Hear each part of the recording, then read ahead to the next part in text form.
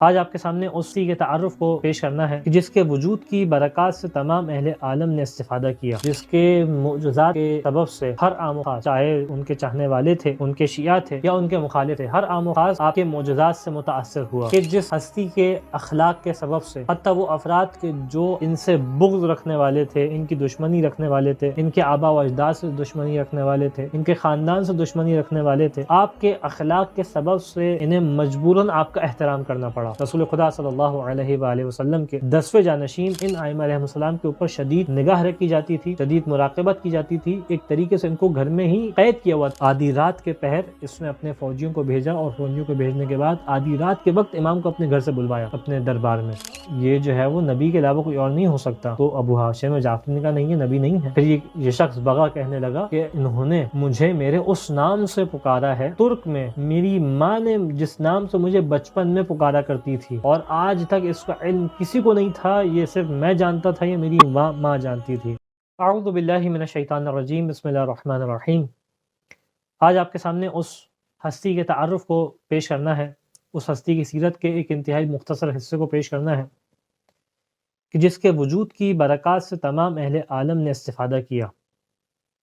جس کے معجزات کے سبب سے ہر عام و خاص، چاہے ان کے چاہنے والے تھے، ان کے شیعہ تھے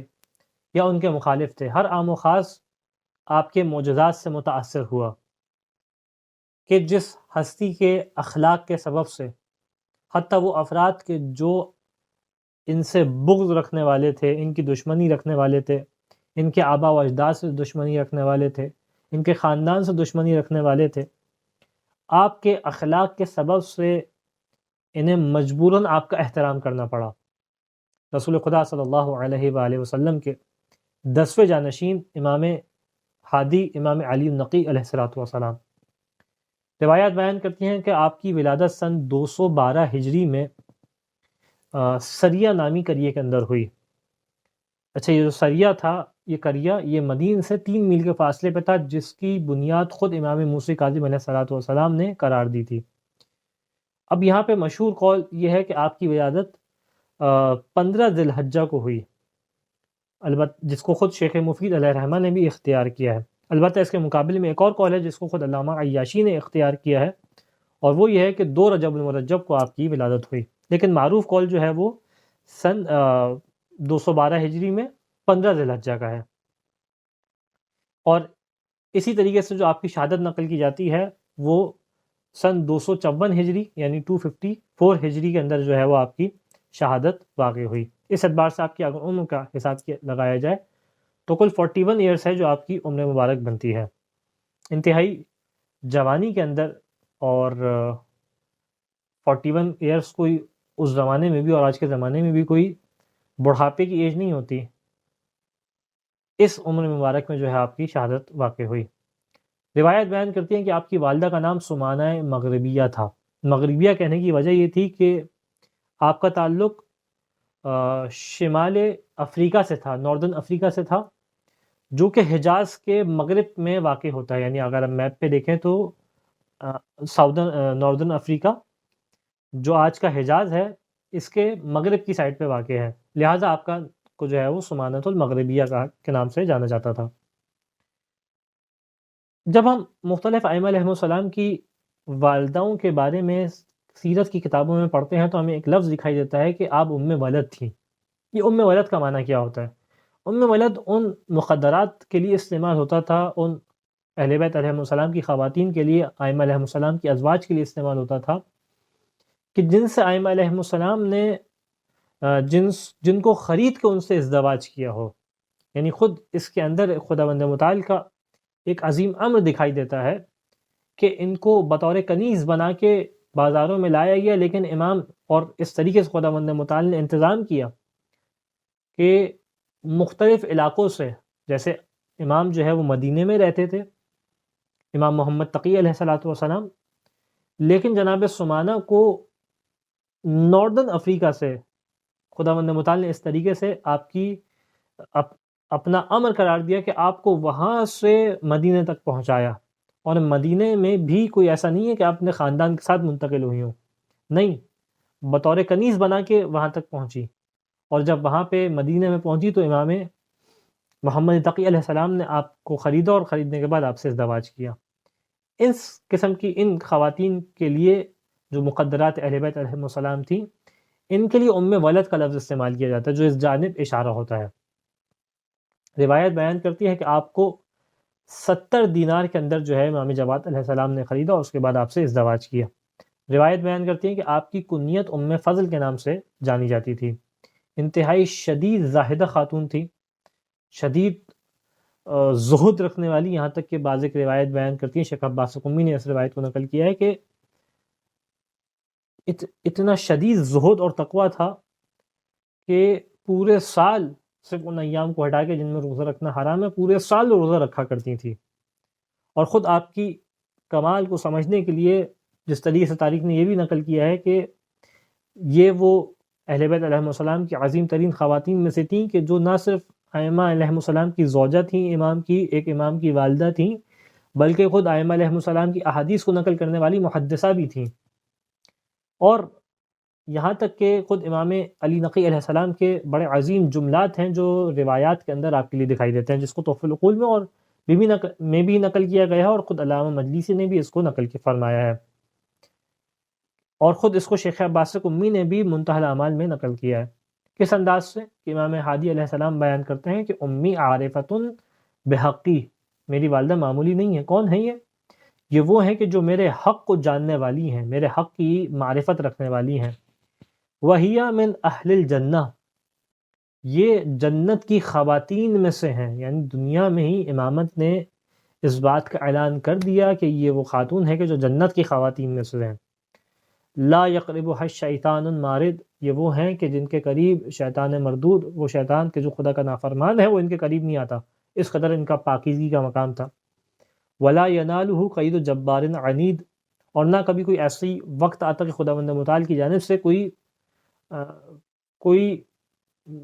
عذاب کی کیفیت ان کی جانب آئے، یعنی اس طریقے سے خدا کی اطاعت کرتی تھیں۔ وَهِيَ مَقْلُوعَةٌ بِعَيْنِ اللَّهِ الَّتِي لَا تَنَامُ وَلَا تَتَخَلَّفُ عَنْ أُمَّهَاتِ الصِّدِّقِينَ وَالصَّالِحِينَ، بلکہ یہ تو محفوظ تھی خدا کی نگاہوں کے سامنے، یعنی گویا خدا کی نگاہوں نے ان کو محفوظ رکھا ہوا تھا، ایک خدا کا خاص لطف تھا، ایک خدا کا خاص کرم تھا ان کے اوپر۔ یہ خدا کی کیسی آنکھ ہے کہ لا تنام، کہ جو کبھی سوتی نہیں ہے، اس نگاہ نے ان کو محفوظ رکھا ہوا تھا۔ اور پھر امام بیان کرتے ہیں کہ خدا کی وہ نگاہ ہے کہ جو کبھی صالحین اور صدیقین کی والداؤں سے جدا نہیں ہوتی، یعنی یہ وہ اس حفاظت کے حصار میں تھی۔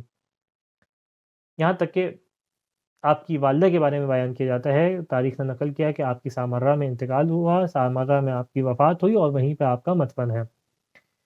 اس کے بعد جب امام علیہ السلام کی کنیتوں اور القابات کی جانب آتے ہیں تو آپ کی معروف ترین کنیت ابو الحسن تھی، آپ کو ابو الحسن الثالث کہا جاتا تھا۔ اس کی وجہ یہ ہے کہ ہمیں ائمہ علیہ السلام میں اماموں کے اندر 4 ایسے امام ہیں جن کی کنیت ابو الحسن دکھائی دیتی ہے۔ خود ایک جانب امیر المؤمنین علیہ السلام ہے، امام موسی کاظم علیہ السلام ہے، امام رضا علیہ السلام ہے، اور خود امام علی نقی علیہ السلام۔ ان چاروں کی کنیت ابو الحسن ہے۔ اب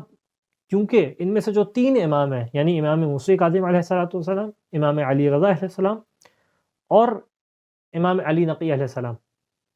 یہ جو 3 امام ہیں ان کا زمانہ بہت قریب تھا،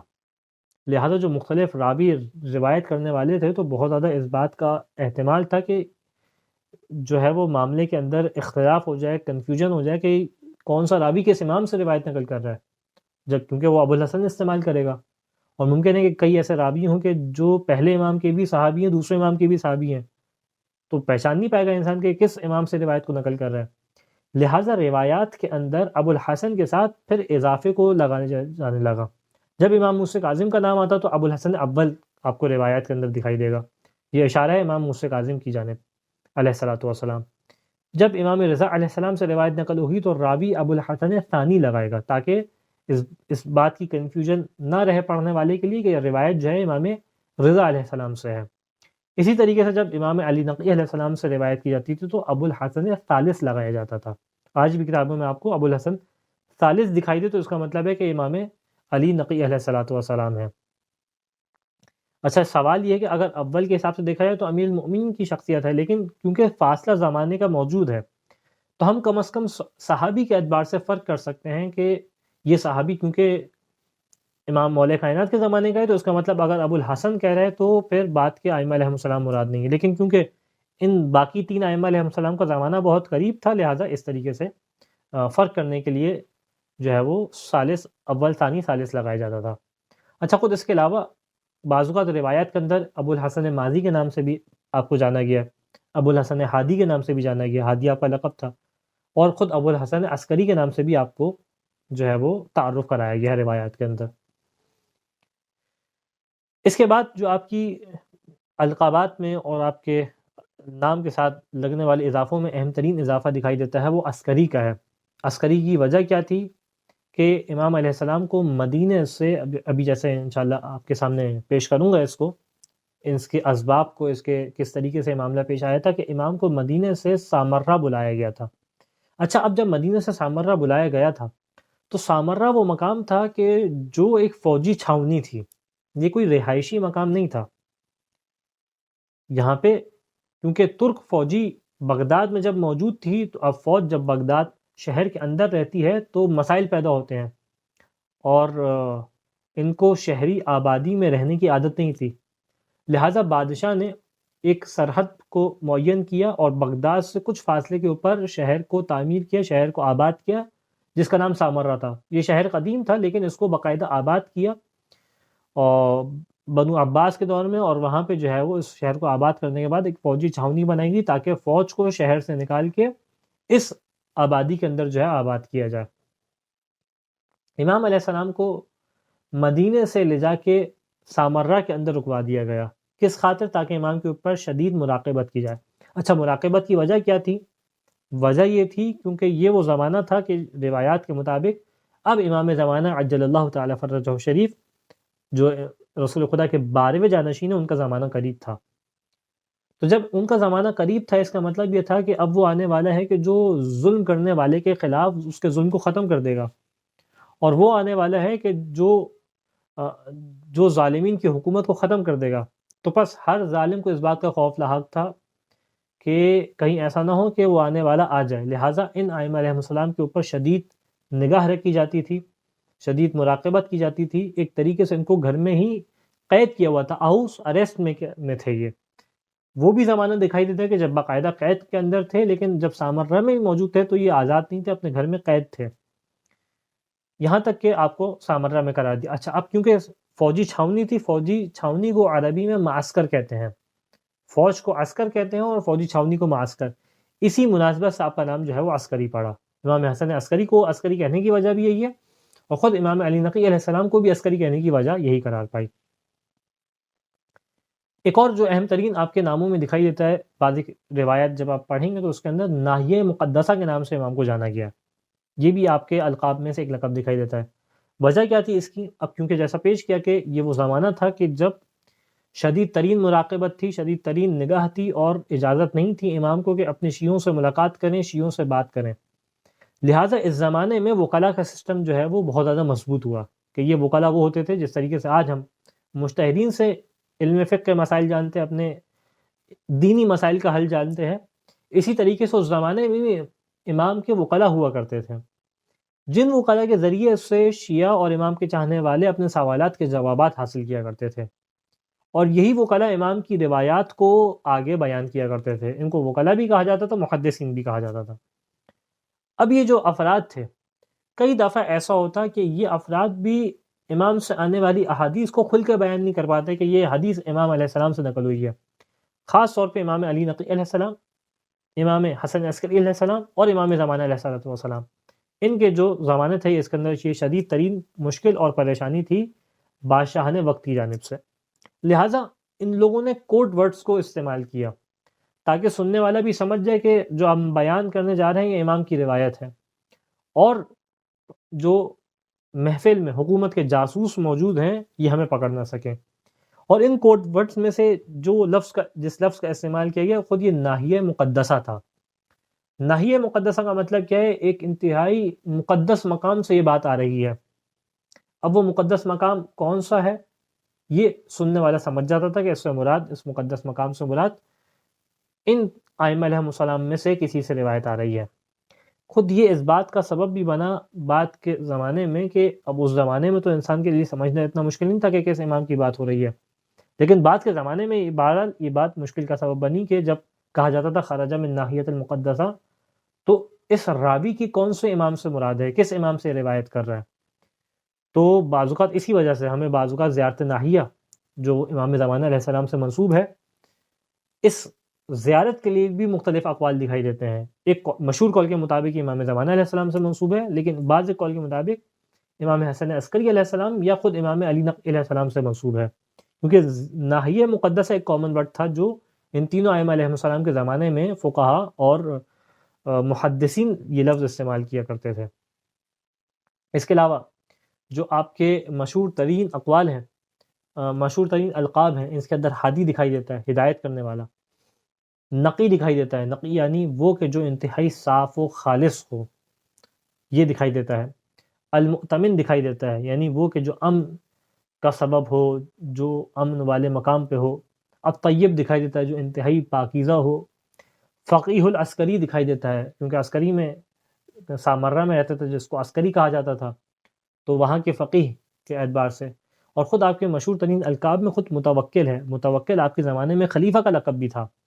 اور خود شیخ عباس قمی نے اس لقب کے ذیل میں بات بھی نقل کی ہے کہ یہ امام کے مشہور ترین القاب میں سے تھا، متوکل یعنی اللہ پہ توکل کرنے والا۔ اب کیونکہ آپ کے زمانے میں خلیفہ نے اس لقب کو اپنے ساتھ لگانا شروع کر دیا اور اس لقب کو ایک طریقے سے چڑا کے اپنے نام کے ساتھ لگا لیا، تو امام نے اپنے اصحاب کو حکم دیا کہ اب امام کے ساتھ اس لقب کو نہ لگایا جائے تاکہ اس خلیفہ سے کسی قسم کی شباہت اور التباس نہ ہو۔ روایات بیان کرتی ہیں کہ آپ کا نقش خاتم، نقش خاتم اس نقش کو کہتے ہیں کہ جو ائمہ علیہ السلام کی انگوٹھی پہ لکھا ہوا کرتا تھا۔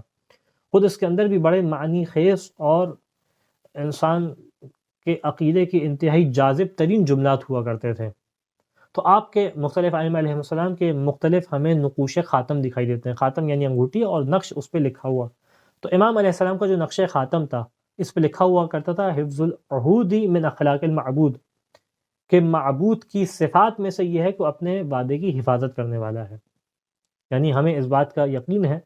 اس بات کے امان میں ہے کہ جو خدا کا وعدہ ہے وہ اس کو محفوظ رکھے گا۔ یہاں تک کہ آپ کے زمانے میں جن بادشاہوں نے زمانہ گزارا، انہوں نے سب سے پہلے معتصم تھا، پھر واثق باللہ آیا، پھر متوکل آیا، پھر مستنصر آیا، پھر مستعین آیا، پھر معتز آیا، اور یہاں تک کہ معتمد باللہ کے زمانے میں آپ کی شہادت واقع ہوئی۔ ان میں سے پہلے 3 بادشاہوں کے زمانے میں، معتصم اور واثق کے زمانے میں، آپ نے 2 بادشاہوں کے زمانے میں آپ نے اپنی زندگی مدینے میں ہی گزاری۔ لیکن جب متوکل کا زمانہ آیا تو اس نے آنے کے بعد کچھ عرصے بعد امام کو سامرہ کی جانب جو ہے وہ بلوا لیا۔ روایت بیان کرتی ہیں، تاریخ بیان کرتی ہے کہ سامرہ بلانے کی وجہ ایک تو جیسا آپ کے سامنے پیش کی کہ اس زمانے میں اس بات پہ نگاہ رکھی جا رہی تھی کہ بارواں آنے والا نہ آئے کسی طریقے سے۔ گھروں میں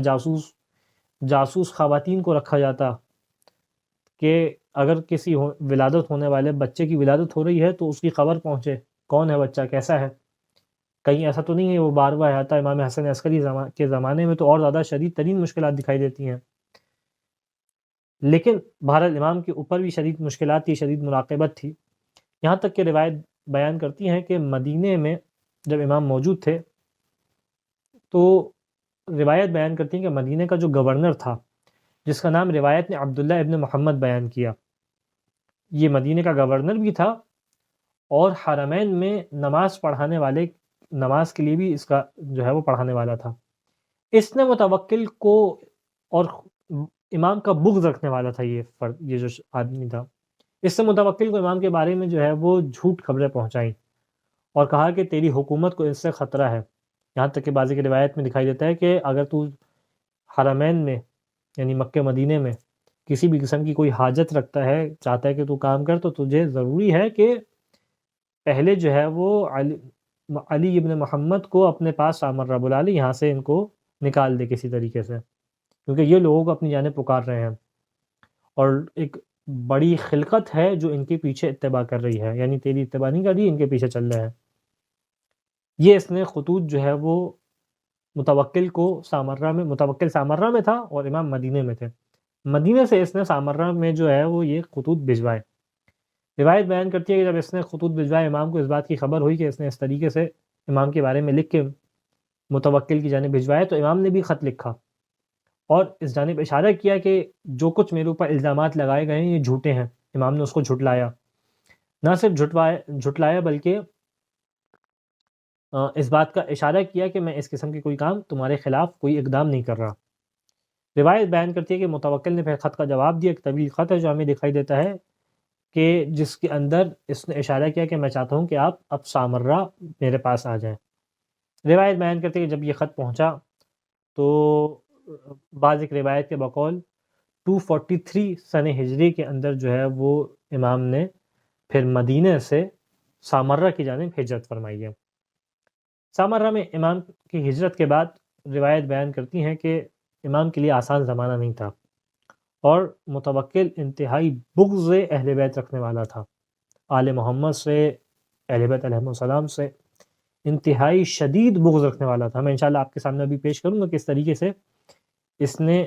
کتنے کبھی ترین افعال ہیں جو انجام دیے ہیں۔ یہ وہ شخص تھا متوکل کہ جس نے امام حسین علیہ السلام کی قبر کو منہدم کیا۔ یہ وہ شخص ہے جس نے کوشش کی کہ قبر کے اوپر دریا کے پانی کو بہایا جائے، وہ تو معجزہ ہوا کہ پانی نہیں بہا۔ اس نے کوشش کی کہ اس قبر کے اوپر زراعت کو کی جائے، اس سے امام حسین کی قبر کے زائرین کو آنے سے روک دیا۔ اس نے نہ صرف کربلا میں امام حسین کی قبر کو منہدم کیا بلکہ اس کے قریب جو گھر تھے ان کو بھی امام کے بغض میں ان کو منہدم کر دیا۔ اتنا شدید بغض رکھنے والا تھا اہل بیت سے۔ نہ صرف یہ کہ بلکہ اس نے مدینے کے والی کو اس بات کا حکم دیا ہوا تھا کہ آل ابی طالب کے ساتھ کسی قسم کی نرمی نہ کرنا، کسی قسم کی ان کو رعایت نہ دینا، یعنی شدید ترین بغض تھا اس کو اہل بیت علیہ السلام سے۔ روایت بیان کرتی ہے کہ جب امام علیہ السلام سامرہ پہنچے ہیں تو دیکھیں معمولی شخصیت نہیں ہے، امام رسول خدا کے فرزند ہیں،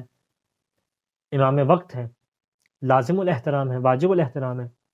لیکن جیسے ہی امام علیہ السلام سامرہ پہنچے تو بجائے کہ ان کا استقبال ہوتا، انہیں کسی مناسب جگہ پہ روکا جاتا، ایک سرائے خانے میں، ایک مسافر خانے میں امام کو رکوا دیا گیا۔ کس خاطر؟ تاکہ امام کی اعوذ باللہ من ذالک بے احترامی ہو، اور وہاں پہ رکوانے کے بعد اور کسی قسم کی خاص فیسلٹی آپ کو پرووائڈ نہیں کی جا رہی تھی، یہاں تک کہ ایک دن وہاں پہ رکایا گیا۔ تاریخ بیان کرتی ہے کہ امام کا ایک صحابی صالح ابن سعید بیان کرتا ہے کہ میں امام کی خدمت میں حاضر ہوا، اور اس دن حاضر ہوا کہ جس دن امام سامرہ میں وارد ہوئے تھے، اور آنے کے بعد میں نے امام سے اس شکوے کو پیش کیا کہ یہ جو بادشاہ ہے کہ جعلت فداک فی کل الامور ارادوا اطفاء نورک والتقصیر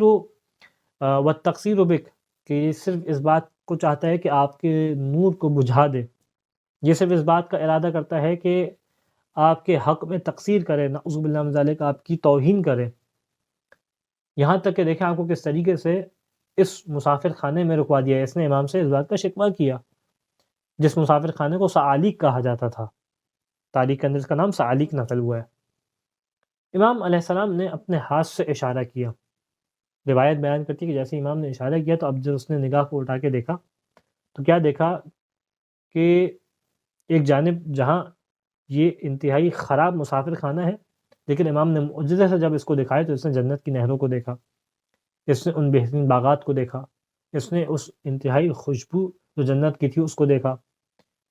اور تمام ان نعمتوں کی جانب نگاہ کی اور انتہائی حیران ہوا۔ اس کے بعد امام نے وہ عظیم ترین جملہ کہا کہ حیث کنا فہذا لنا یا ابن سعید، کہ بس دیکھو اگر یہ ہے تو ہمارے لیے یہ ہے، یعنی اگر ہم دنیا کی کوئی اشارہ کر رہے ہیں امام علیہ السلام کہ اگر ہم دنیا کی ان مشکلات کو برداشت کر رہے ہیں تو ہمارے لیے خدا کا یہ اجر ہے جس کے ہم امیدوار ہیں۔ یہاں تک کہ تاریخ لکھتی ہے کہ سامرہ میں لیکن آپ کے لیے زندگی آسان نہیں تھی،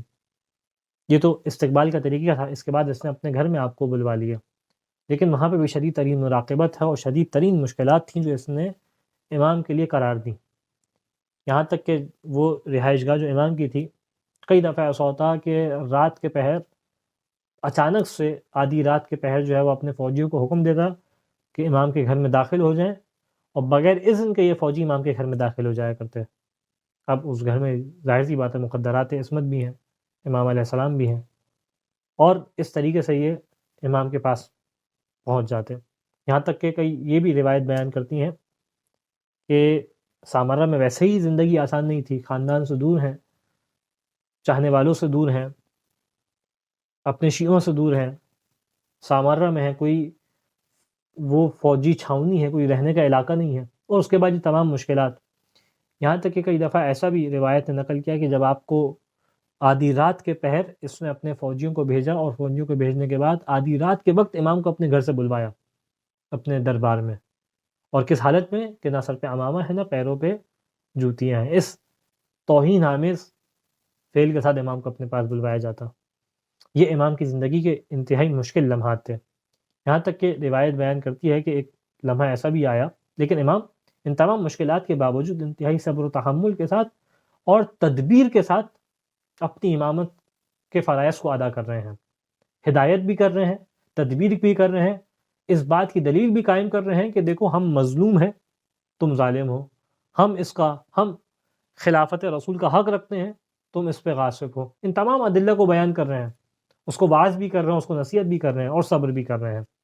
اور مختلف انداز سے اپنے اخلاق سے لوگوں کو دین کی جانب مائل بھی کر رہے ہیں، مختلف علمی شبہات کے جوابات بھی دے رہے ہیں، اور مختلف انداز سے اپنے معجزات کا اظہار بھی کر رہے ہیں. یہاں تک کہ آپ کے اخلاق کا عالم کیا تھا، کتنے پائے اخلاق پہ آپ فائز تھے، کہ روایت بیان کرتی ہے کہ ایک لمحہ ایسا آیا کہ متوکل مریض ہو گیا، اور اس کے جسم پہ ایک پھوڑا جو ہے وہ ہو گیا، جس کی وجہ سے شدت مرض کے اندر ہو گیا، یہاں تک کہ اشرف منہ علی الموت، کہ انتہائی قریب تک کہ مر جائے، اتنا شدید جو ہے بیمار ہو گیا. یہاں تک کہ اس کی ماں نے نظر مانی کہ اگر جو ہے اس کو شفا مل گئی اور امام ابی الحسن علیہ السلام نے ان کو شفا دی تو امام کو مال کثیر عطا فرمائے گی، کیونکہ باقی تمام اطباء کو دکھا دیا گیا تھا، تمام طبیب اس سے مایوس ہو گئے تھے اس کی طبیعت سے. روایت بیان کرتی ہے کہ متوکل کے دربار سے ایک اس کا غلام جو ہے امام کی خدمت میں حاضر ہوا، بیان کی مشکل کو بیان کیا، امام نے حل پیش کیا اور کہا کہ اب دیکھیں ویسے تو امام کا حریف ہے، امام پہ ظلم کرنے والا ہے، لیکن یہ اخلاق امام ہے کہ اس موقع پہ بھی اس کی مدد کر رہے ہیں اور اس کو اپنے در پہ آنے والے کو خالی ہاتھ نہیں بھیج رہے. فوراً اس کا علاج امام نے بتلایا، کہا کہ دیکھو بھیڑ کے گوشت کو گلاب کے پانی کے اندر جو ہے وہ ڈبو کے اس کے گلاب کے پانی کے ساتھ اس کے پھوڑے کے اوپر رکھ دو، اس کے اندر سے جتنی بھی خرابی ہو تمام نکل جائے گی، خدا اس کو شفا دے گا، اذن اللہ سے اس کو لیے مددگار ہوگا یہ. یہاں تک روایت بیان کرتی ہے کہ متوکل کے غلام نے جا کے یہ پیغام پہنچایا، متوکل کے درباریوں نے اس طریقے سے اس کی انتظام کیا، اس کو شفا مل گئی. شفا مل گئی. اس کی والدہ نے جو نظر مانی تھی امام کی خدمت میں، 10,000 دینار کو اس کی خدمت میں امام کی خدمت میں اپنی مہر کے ساتھ پہنچوایا. لیکن روایت بیان کرتی ہے کچھ ابھی دن گزرے تھے کہ سعیہ بطحانی اس نے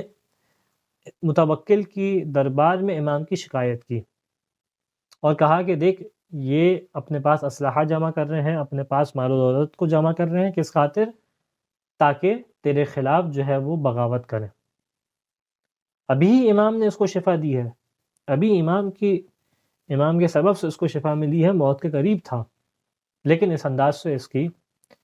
شکایت جو ہے وہ امام کی بارگاہ میں اس نے پیش کی. اس نے حکم دیا اپنے درباری کو، اور جب اپنا اس کے فوج کا ہیڈ تھا اس کو حکم دیا اور اس کو کہا کہ جاؤ، اور جانے کے بعد جو ہے امام کے گھر میں داخل ہو جاؤ. آدھی رات کے وقت اس نے اپنی فوج کو بھیجا.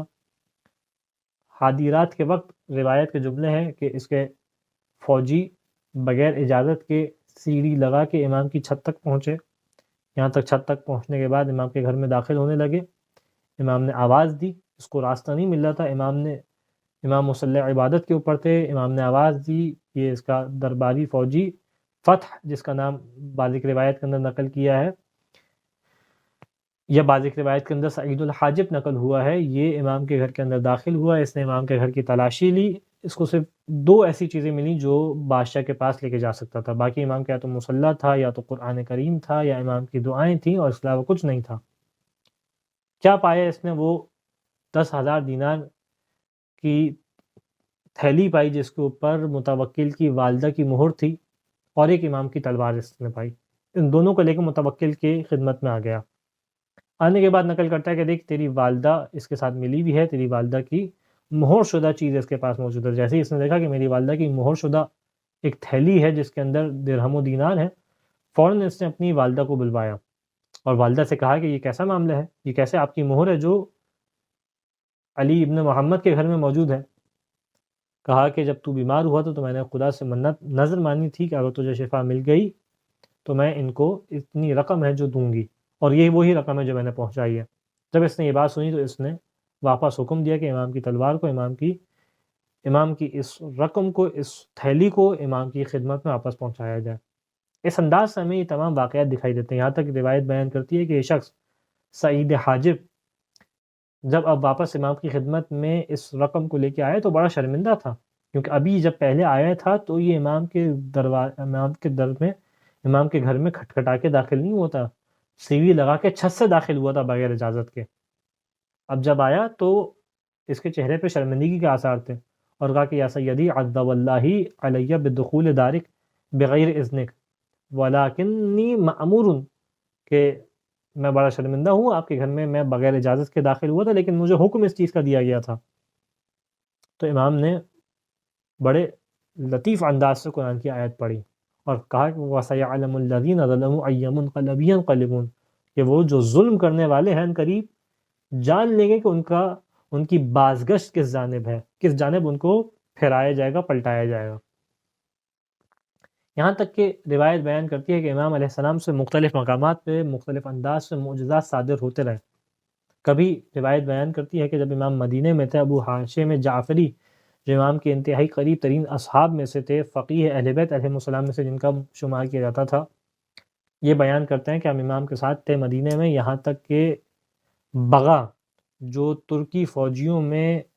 ایک فوجی کا نام تھا، فوج میں سے شامل تھا، یہ امام کے یہ جو ہے وہ مدینے کے پاس سے اس کا لشکر جانے لگا۔ امام نے کہا کہ جاؤ ان کو دیکھیں کیسا ان کا لشکر ہے، کس طریقے سے انہوں نے ترتیب کی ہے لشکر کی۔ تو روایت بیان کرتی ہے کہ ابو ہاشم جعفری کہتے ہیں کہ امام سے اس کی ملاقات ہوئی۔ اچھا، اب یہ ترکی فوجی تھا، اس کو عربی نہیں آتی تھی، یہ ترکی زبان میں گفتگو کرتا تھا۔ امام نے، ابو ہاشم جعفری کہتے ہیں کہ امام نے اس کی زبان میں، ترکی زبان میں گفتگو کرنا شروع کی،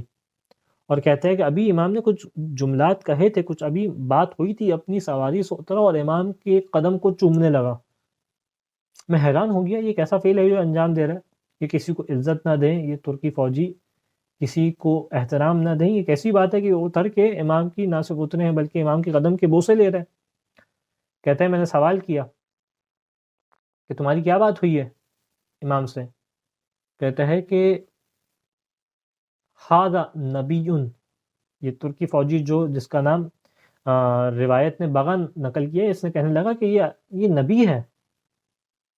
یہ جو ہے وہ نبی کے علاوہ کوئی اور نہیں ہو سکتا۔ تو ابو ہاشم جعفری نے کہا نہیں، یہ نبی نہیں ہے۔ پھر یہ شخص بغا کہنے لگا کہ انہوں نے مجھے میرے اس نام سے پکارا ہے کہ جو ترک میں میری ماں نے جس نام سے مجھے بچپن میں پکارا کرتی تھی،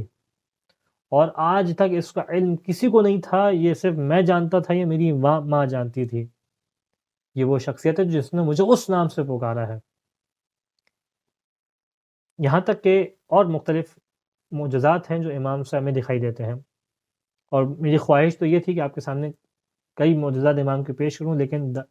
کوشش یہ ہے کہ مختصر ترین ویڈیو میں آپ کے سامنے مطالب کو پیش کیا جائے، لہذا ان معجزات کو چھوڑتے ہوئے آگے بڑھتے ہوئے امام سے کچھ اہم ترین تحفے ہیں جو ہمیں ملے ہیں، اہم ترین تحفے۔ اور اس کے اندر سب سے اہم ترین تحفہ جو امام سے ہم تک پہنچا ہے وہ زیارت جامعہ کبیرہ ہے۔ یعنی اگر امام علیہ السلام کی تمام زندگی کے اندر صرف ایک اگر یہ زیارت ہم تک پہنچی ہوتی تو یہ بھی تمام امام کی زندگی سے حاصل ہونے والے فائدوں میں عظیم ترین فائدہ ہے کہ زیارت عاشورہ کے بعد علماء کے بقول سب سے اہم ترین زیارت یہ زیارت جامعہ ہے کہ جس کے اندر اس انداز سے امامت کا تعارف کرایا ہے کہ انسان کی عقل حیران ہے واقعاً کس طریقے سے امام علیہ السلام نے امامت کا تعارف کرایا ہے،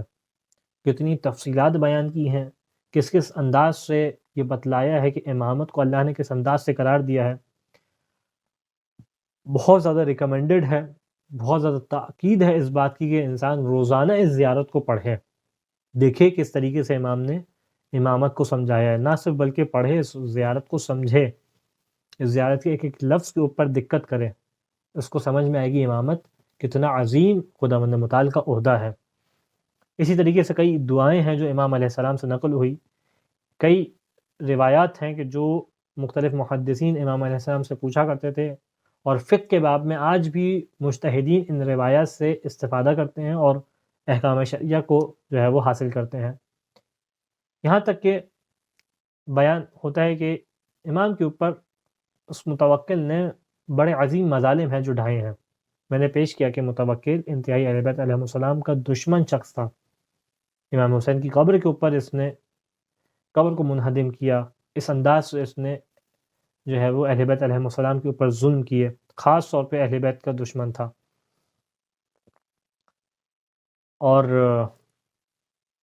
روایات بیان کرتی ہیں کہ جیسا پیش کیا کہ کئی دفعہ اس طریقے سے ہوتا کہ امام علیہ السلام کو گھر سے بلوایا جاتا اور بلوانے کے بعد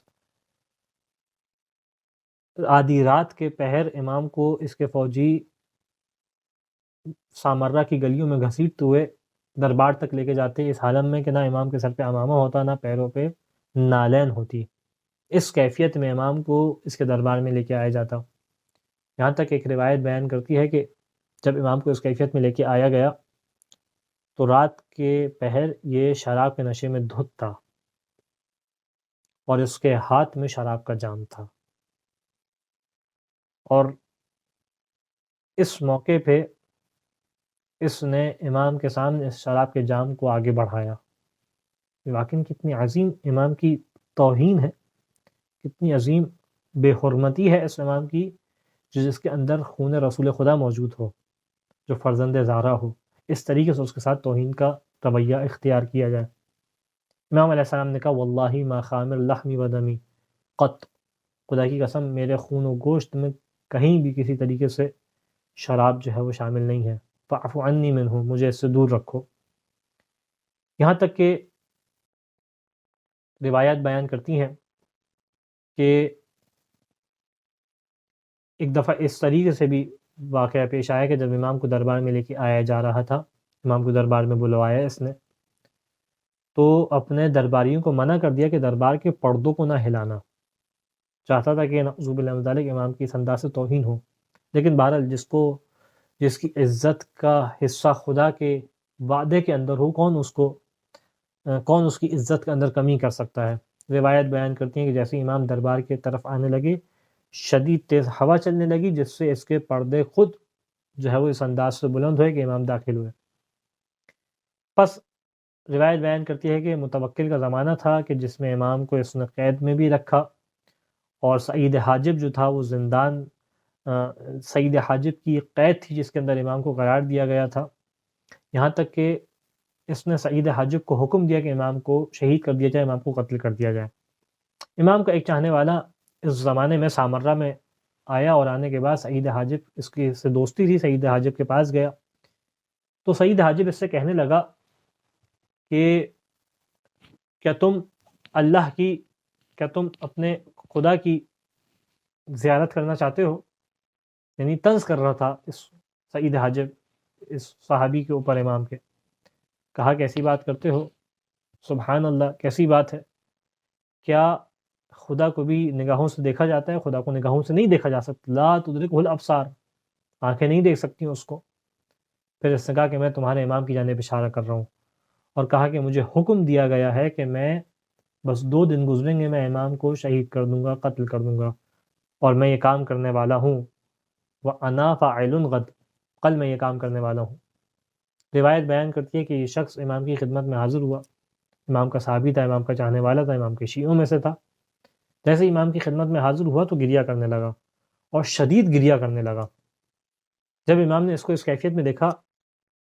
تو اس سے پوچھا ما یبقی کا،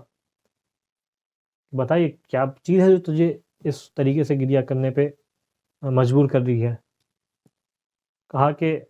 کیونکہ جب یہ امام کے زندان میں اور اس گھر میں داخل ہوا تھا جس میں امام کو قید کر کے رکھا ہوا تھا، اس میں اس گھر میں اس لعین نے بادشاہ کے حکم سے سعید حاجب نے امام کے لیے قبر امام کے سامنے کھدوائی تھی کہ آپ کو اس قبر میں دفنایا جائے گا جب میں آپ کو قتل کروں گا۔ تو امام نے کہا کہ ما یبکی کا، وہ کون سی چیز ہے جس نے تمہیں رلایا ہے؟ کہتا ہے مولا جو میں دیکھ رہا ہوں کہ آپ کو اس انداز سے 2 دن بعد جو ہے وہ شہید کر دیا جائے گا۔ امام نے اس موقع پہ پیش گوئی کی اور کہا کہ لا یتم لہم ذالک، کہ یہ لوگ یہ کام نہیں کر پائیں گے۔ فسقنا ما کان بی، کہتا ہے کہ پھر مجھے تھوڑا سا صبر آیا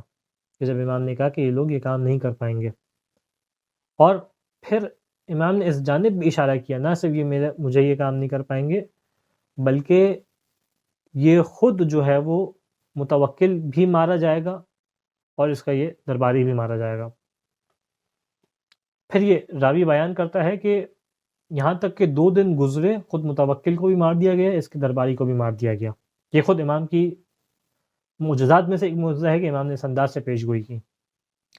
یہاں تک کہ روایت بیان کرتی ہے کہ متوکل کا زمانہ گزرا اور متوکل کے زمانے کے بعد جو ہے وہ معتمد عباسی کا زمانہ آیا۔ یہ بھی اہل بیت علیہ السلام کا بغض رکھنے والا تھا اور اس نے پوشیدہ انداز سے امام کو زہر دلوایا، اور جس زہر سے امام کی شہادت واقع ہوئی۔ روایت بیان کرتی ہیں کہ جب امام علی نقی علیہ السلام کو زہر دلوایا گیا تو اس موقع پہ سامرہ میں سوائے امام حسن عسکری علیہ السلام کے کوئی آپ کا رشتہ دار نہیں تھا۔ یعنی خود امام حسن عسکری علیہ السلام کی عظیم ترین مصیبت تھی کہ اس موقع پہ جب امام کو زہر دیا گیا ہے، آپ کے والد بزرگوار کو زہر دیا ہے، خاندان کا کوئی فرد آپ کے ساتھ نہیں ہے، آپ تنہا اس مصیبت کو برداشت کر رہے تھے۔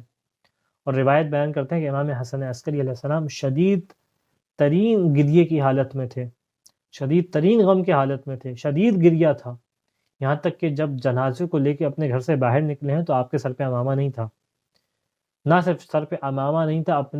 آپ نے اپنے گریبان کو چاک کیا ہوا تھا اور اس انداز سے شدت کے ساتھ گریہ کرتے ہوئے جا رہے تھے۔ یہ مختصر ترین امام کے زمانے کے حالات ہیں جس کو ہمیں جاننا چاہیے، ہمیں معلوم ہونا چاہیے کس انداز سے اس امام کے اوپر مشکلات گزری ہیں اور کس انداز سے امام نے ان مشکلات کے ساتھ اس دین کو محفوظ کر کے ہم تک پہنچایا ہے۔ خدا بند متعال سے دعا ہے تجھے اس امام کا واسطہ، امام ہادی امام علی نقی علیہ السلام کا واسطہ، جو کوئی پریشان حال ہے اس کی پریشانی کو دور فرما، جو بے روزگار ہے اس کو روزگار جائز عنایت فرما، ہمیں بہترین انداز سے امام سے توسل کرنے کی توفیق عطا فرما۔ وآخر الدعوان ان الحمد للہ رب العالمین۔